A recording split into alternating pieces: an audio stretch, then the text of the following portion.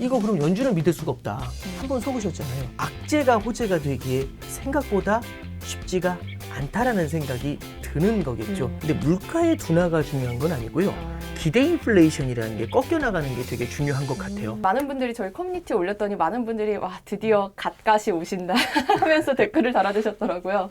오거영 부부장님 모셨습니다. 네, 안녕하십니까? 네, 저희 10월에 처음 한번 주코노미 모시면 좋겠습니다 연락을 드렸었는데 그때 막 이렇게 일청조절하면서 지금 이제 12월이 됐는데 네네.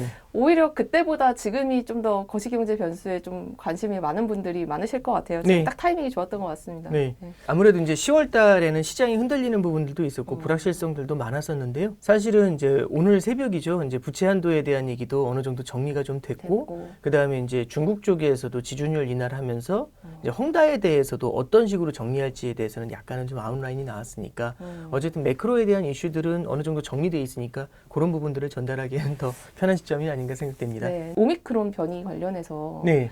증시에 어느 정도 지금 이제 상황으로 보면 어느 정도 변수가 됐다고 보세요? 이게 뭐 어떻다라는 평가를 지금 당장 내리긴 어렵고 다만 이제 파우치 같은 분들이 이제 얘기해 주시는 것들은 사실은 이제 그냥 뜬 얘기는 아니겠죠. 뜬 소문처럼 얘기하시는 건 아니겠죠.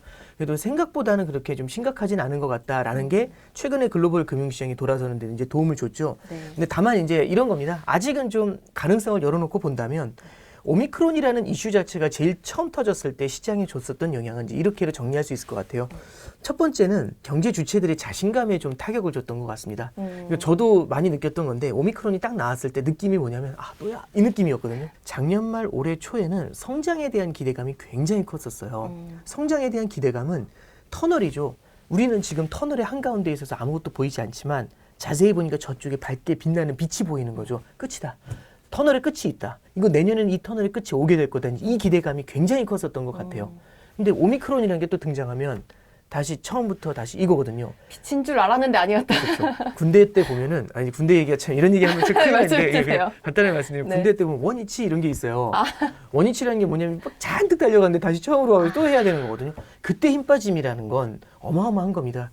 그래서 이제 저는 이 원위치라는 거하고 연결시켜서 말씀드리면 결국에 오미크론이라는 이슈 자체가 경제 주체에 대한 자신감의 상실이라는 게 굉장히 클 수 있다라는 생각을 또야 한다면 이게 저는 굉장히 큰 이슈가 되지 않을까라는 게 그런 게 첫 번째 걱정이었던 거고요. 그리고 이제 두 번째는 연준에서도 지금 물가에 대해서 평가를 할 때 가장 이런 얘기를 많이 해요.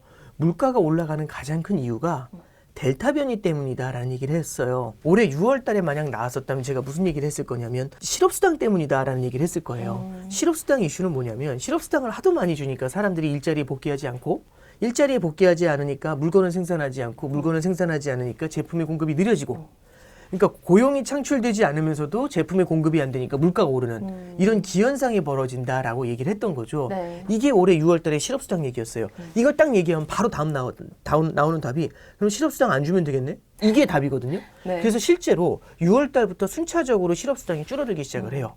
공화당 관련주는 공화당이 주지사로 있는 주는 거의 이제 실업수당을 6, 7월에 많이 줄였고요. 그 다음에 대부분 모든 주가 9월 6일을 기점으로 해가지고 실업수당을 끝냈어요.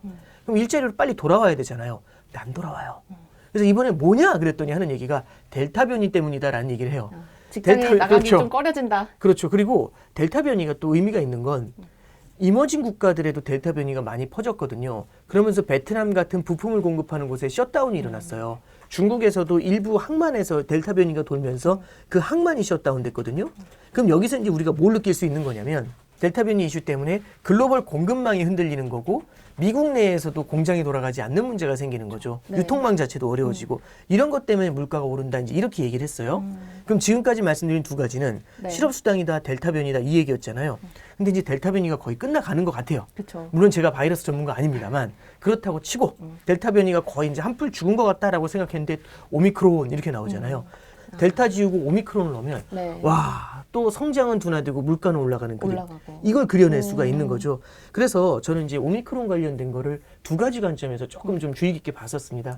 첫 번째는 경제 주체의 상실감, 자신감 상실.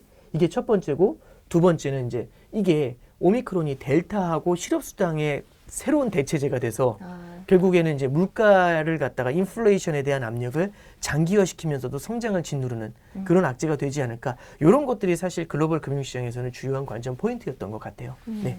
근데 사실 자신감 상실을 말씀하시기도 하셨지만 원래 기존에 이제 시장에서 가지고 있었던 그 이야기의 흐름은 이렇게 코로나가 확산한다. 네. 그러면 좀 경제가 침체될 기미가 보이면 그때 연준이 나타나서 돈을 풀어주니까 오히려 좋아. 뭐 그렇죠. 이런 식의 이야기가 시장에 있었는데 네. 근데 지금은 이제 오미크론 변이가 나타난 이후에 페드도 또 입장이 달라졌단 말이죠. 네네. 이건 또 어떻게 해석해야 될지. 사실 이제 오미크론 때문에 달라진 건 아니고요. 아니지만, 이미 네. 그 전에 이제 그렇죠. 스탠스는 바뀌었습니다. 정확하게 스탠스의 변화가 명시적으로 바뀐 거는 7, 8월에 이제 8월 달에 잭슨홀 연설이라는 게 있었는데 거기서 네. 완벽하게 스탠스는 바뀌었고요. 그러니까 일부 소수의 페드 위원들은 네. 이미 그 전에도 긴축으로 전환돼야 된다라는 뻐꾸기를 날렸었지만 전체적인 틀에서 다수가 움직이진 않았었는데 8월 달에는 다수가 움직였다는 걸 이제 우리는 확인을 할 수가 있었습니다. 사실 그때부터 바뀐 거고 오미크론은 사실 나온 게 한 2주 됐나요? 저도 잘은 모르겠는데 네네네. 예, 그 정도 나왔었죠. 그러니까 결국에는 8월 달에 시작된 얘기가 이제 지금까지 이어져 오는 건데 그럼 연준이 바뀌게 된 가장 큰 이유는 뭐냐면 네. 연준의 전망 자체가 틀린 게 굉장히 큰 거죠. 본인들은 안 틀렸다고 할 수도 있겠지만 사실은 틀렸습니다. 이렇게 얘기는 안 해도 사실상은 이제 결국에는 암묵적으로는 동의를 하는 거나 다름없는 게 이제 이런 거죠. 물가 상승세는 일시적이다라는 얘기를 했었고 계속. 올해 3분기 말 정도 되면은 물가가 현저히 꺾이는 걸 확인할 수 있을 것이다 이런 얘기를 했었어요. 네. 근데 거기서 튀어 올라간 거죠. 거기서 튀어 올라간 걸 보면서 연준 의장이 그 얘기를 하는 거죠. 이번에 물가 상승세가 내년까지도 이어질 수 있다라고 한다면 물가 상승세가 일시적이 어떻게 내년까지 이어져요. 2년짜리 일시적이라는 굉장히 기괴한 말이 나오게 되는 거거든요. 그렇죠. 그 말을 듣게 되면서 시장 참가자들이 굉장히 크게 걱정을 하기 시작하는 거죠. 이거 그럼 연준을 믿을 수가 없다. 그러면 내년까지 간다는 말은 믿을 수 있을까? 한번 속으셨잖아요. 연준에 대한 신뢰 상실이 되는 거거든요. 그러면 그 뒤에는 어떤 생각이 들게 되냐면 그 뒤까지도 연준은 물가를 못 잡는 건가? 이 물가 상승세가 꽤 오래 가는 거 아닌가? 지금 사실 경제 주체들한테 그 생각이 굉장히 많이 있어요.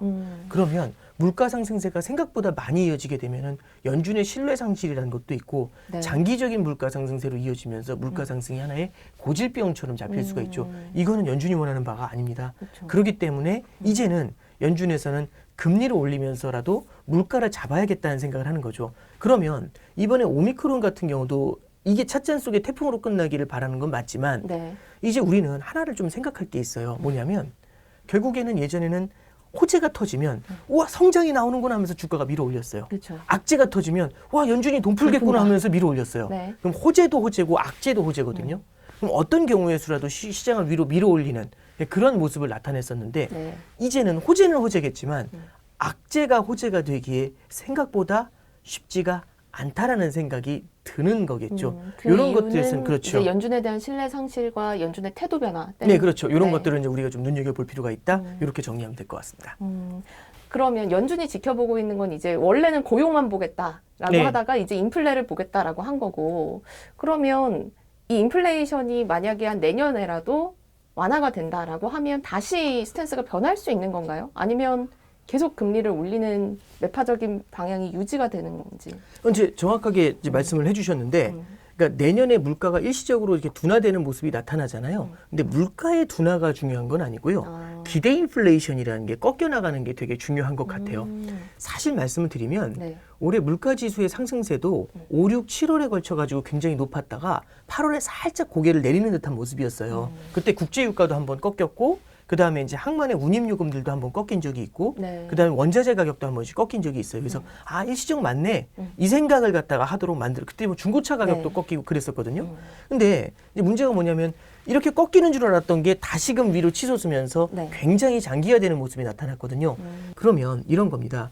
지난 십몇 년 동안 글로벌 금융위기 이후에 지난 십몇 년 동안 우리는 인플레이션이라는 걸 본 적이 없어요. 그런데 드디어 그놈이 나타난 겁니다. 근데 한 번씩 나타났다 사라지고 나타났다 사라지고 나타났다 사라진 적은 있거든요. 그럼 이번에도 무슨 생각을 하냐면 이놈 금방 사라지겠네. 지난 08년도하고 11년도에 물가가 세게 오른 적이 있었어요. 네. 그래서 연준이 이걸 잡으려고 금리를 올리면서 딱 찍어 눌렀더니 확 누르는 순간에 눈사람처럼 확 녹아버리는 거죠. 뭐지? 그러면서 디플레이션으로 가는 너무 거죠. 세게 들어가서. 눌렀나? 네. 그렇죠. 그러니까 옛날보다 확실히 그렇게 세게 누른 것도 아닌데 살짝만 눌러도 훅 들어가는 거죠. 깜짝 놀란 겁니다. 그러면서 디플레이션으로 빠져드니까 아 이러면 안 되겠네 하면서 그 다음부터는 칠 때는 이렇게 탁 눌러보겠죠. 이렇게 눌러보겠죠. 자. 그렇죠. 그게 이제 연준의 스탠스였어요. 네. 근데 이번에도 아유 저 알아서 사라질 거야 걱정하지 마. 이렇게 생각하면서 되게 편하게 있었던 거죠. 그런데 이게 생각보다 강해지는 겁니다. 네. 그래서 쉽사리 사그러들지 않는 모습을 보이는 거죠. 이렇게 됐었을 땐 연준의 생각이 바뀔 수가 있는 겁니다. 그래서 이제 기대 인플레이션이라는 걸 말씀을 드렸는데 만약에 이 인플레이션이 꽤 오래 지속이 되잖아요. 네. 그럼 사람들의 마음속에 인플레이션에 대한 마인드가 생겨나요. 마인드가 생긴다. 예, 이게 네. 되게 무서운 건데 한번 생각해 보죠. 물가가 오를 것 같습니다. 네. 집값이 오를 것 같습니다. 주가가 오를 것 같습니다. 그럼 오른 다음에 살까? 오르기 전에 살까? 이게 핵심이거든요. 그렇죠. 그럼 언제 사냐면 당연히 오르기 전에. 오르기 전에 사야죠. 지금이라도 사야겠다. 그렇죠. 사야 될 것 같다고 오를 것 같다라는 게 컨센서스가 되잖아요. 저 혼자만의 착각이 아니라 모두가 오를 것 같다고 생각하잖아요. 그럼 먼저 달려가는 놈이 임자죠. 가격이 오를 것 같다라고 하면 사람들은 그 가격이 오를 거라는 거를 받아들이기 시작을 해요. 그럼 공급자 입장에서도 가격을 올릴 때 부담이 없거든요. 그래서 가격의 테이크 현상이 일어나요. 그 높아진 가격을 테이크하는. 미래의 수요를 땡겨서 소비를 해버리니까 지금 현재 소비가 폭발하죠. 그럼 나중에 줄어들겠네? 그게 아니라 물가 상승에 대한 기대감이 크잖아요. 네. 그럼 그 미래는 더 미래의 걸 계속 땡겨오겠죠. 어. 이렇게 되면 물가 상승세가 생각보다 오래 가게 됩니다. 그럼 인플레이션이 하나의 고질병처럼 되는 거죠. 네. 그래서 되게 중요한 포인트를 하나 더 말씀을 드리면 이게 고질병이 됐었을 때 생기는 문제들을 좀 우리가 생각해 볼 필요가 있어요. 네. 연준은요, 성장과 물가라는 두 가지가 목표입니다. 네. 연준한테는 성장과 물가가 두 가지가 목표인데 이게 예전에는 부담이 없었던 게 성장과 물가가 같은 방향으로 움직였어요. 성장이 나오면 사람들의 소득이 늘고 수요가 늘어나니까 물가가 올랐었어요. 그리고 물가가 너무 오르면 성장은 찍어 누르기 시작하겠죠. 네. 그럼 수요가 줄어들겠죠. 수요가 줄어들면 가격이 떨어져요. 그래서 성장이 좋으면 물가가 오르고 그 다음에 너무 성장이 주춤하기 시작하면 물가도 내려오고 네. 이 두 가지가 같이 움직였거든요. 그러면 물가도 내리고 성장도 주저앉는 이런 그림을 그려봐요.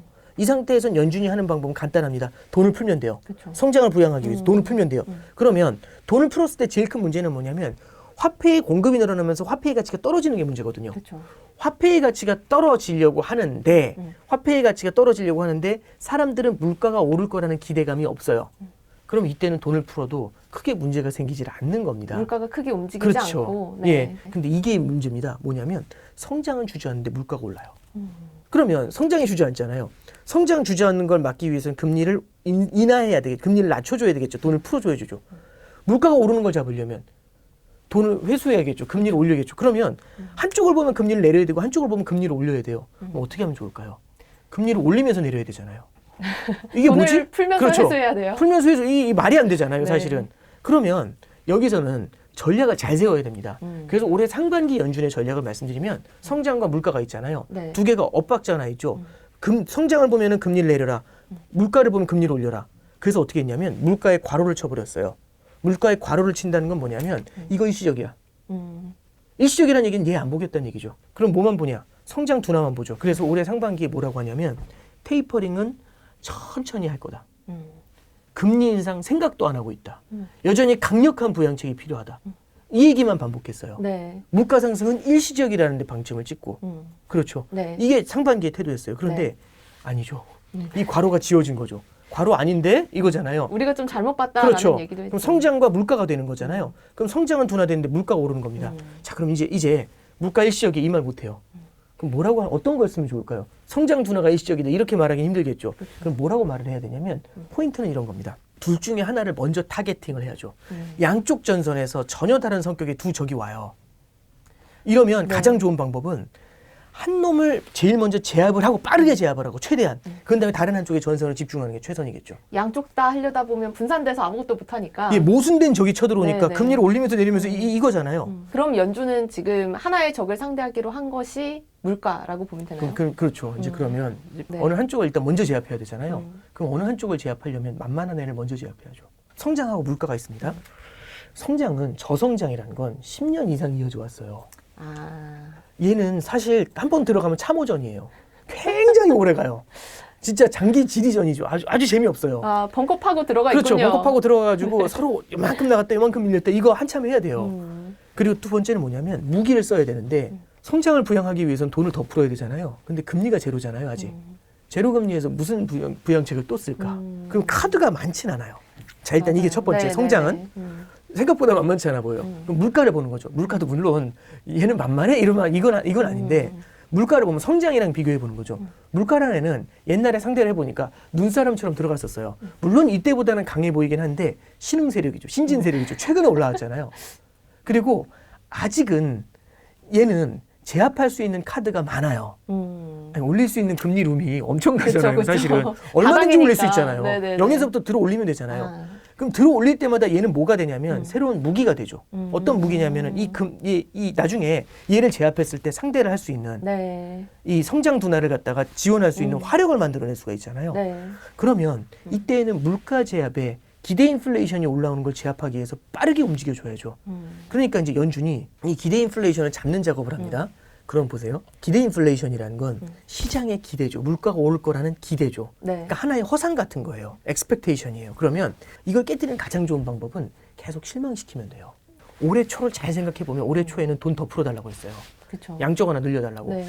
딱 거절. 음. 그리고 올해 중반에는 테이퍼링을 갖다가 테이퍼링을 내년에나 해야 된다 이런 얘기가 많았어요. 근데 11월에 시작을 했죠. 네. 시장의 기대보다 조금 빨랐죠. 그러네요. 그리고 또 하나는 테이퍼링이 딱 시작됐었을 때 내년 6월에 끝날 것 같다는 얘기를 했었어요. 근데 지금 땡길 거라는 얘기를 하고 있죠. 그쵸. 내년 벌써? 3월에도 끝날 수 있다. 네네네. 시장의 기대보다 조금 빠르죠. 시장이 기대하잖아요. 무언가 생각을 하면서 걔를 소화하는 그 순간 그거보다 센 걸 계속 만들어내고 있는 겁니다. 계속 만들어내요. 그러면 기대 인플레이션이라는 건 네. 기대보다 강할 때 꺾이게 되겠죠. 그쵸. 예, 네. 그걸 꺾으려는 작업을 계속하는 거죠. 그러면 시장에서 생각하는 것보다 하나씩 난이도를 높여가는 겁니다. 조금 더 점차. 강하게, 조금 그렇죠. 더 빠른 시기에. 네, 그렇죠. 네. 만약에 올해 8월 달에 내년에 금리 2번 올릴게요. 이렇게 했으면 와, 시장 와장창 했겠죠. 그러니까 이제 뭐냐면 한꺼번에 기대를 너무 세게 때려버리면 시장이 충격을 받을 수 있으니까 시장이 소화하는 것 같으면 계속 충격을 주는 거죠. 살짝 갈구더라도 너무 세게 한 번에 안 갈구고 조금씩 받아들일 만한 눈물이 날까 말까 하는 정도까지 갈군 다음에 싹 뺐다가 소화하고 나면 또 와서 갈구고 이제 이런 그림으로 계속 가는 거죠. 왜 이렇게 갑자기 이 시점에 매파로 돌아섰을까라고 생각을 했을 때 그러면 더 내릴 수는 있나? 더 풀 수는 있나? 뭐 이런 생각도 들더라고요. 더 완화적으로 할 수는 있는 건가? 사실은 연준이 쓸 수 있는 카드는 있어요. 그러니까 네. 쓸 수 있는 카드가 양적 완화를 다시금 확대하는 방법도 있고요. 그리고 YCC라고 해가지고 네. 수익률 곡선을 통제하는 방법도 있고, 뭐 오퍼레이션 트위스트도 있고, 뭐 만약에 네. 타락하려고 하면 얼마든지 타락할 수 있습니다. 풀려고 하면 얼마든지 풀 수 있어요. 그런데 문제는 뭐냐면 그거의 부작용이 큰 게 문제인 거잖아요. 예전에는 물가가 오를 거란 기대감이 없을 때에는 아예 불씨가 없어요. 그럼 기름 풀어도 되죠. 불씨가 없으면. 근데 불이 쫙 타고 있어요.